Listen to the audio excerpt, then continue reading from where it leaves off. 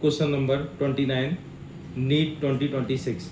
A room heater is rated 400 watt, 220 volt.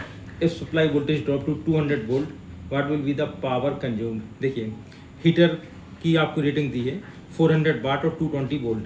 अगर 220 volt इसको मिलेगा तो 400 वाट ही सप्लाई देगा। अगर वोल्टेज को कम कर देंगे तो पावर भी कम हो जाएगी। तो ऐसे कोई भी क्वेश्चन हो, सबसे पहले आपको फाइंड करना पड़ेगा इसका रेजिस्टेंस। ठीक है, हमें फॉर्मूला मालूम है, P इक्वल टू होता है V स्क्वायर ओवर R। ठीक है, P equal to V square over R। P की वैल्यू हमें क्या गिवन है 400। V स्क्वायर कितना हो जाएगा 220 का स्क्वायर ओवर R।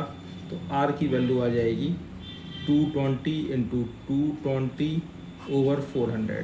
ठीक है, ये इसका रेजिस्टेंस हो गया। अब हम यहाँ पर सप्लाई कितना दे रहे हैं 200 वोल्ट।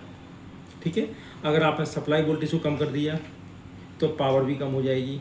अब पावर निकालने का फॉर्मूला क्या होगा V स्क्वायर ओवर R। अब V की वैल्यू कितनी हो जाएगी यहाँ पर 200 वोल्ट। ठीक है, तो आपको लिखना है 200 इंटू 200 ओवर रेजिस्टेंस। रेजिस्टेंस कितना हो जाएगा 220 इंटू 220 इंटू 400। हमने क्या किया V square 200 into 200 over R की ये वैल्यू पुट कर दी यहाँ पर, और इसको सॉल्व कर लेना है 0 0 0 0। ठीक है, ये 2 ये आ जाएगा 11, ये 2 से आ जाएगा 11। ठीक है, अब ये कितना आ जाएगा,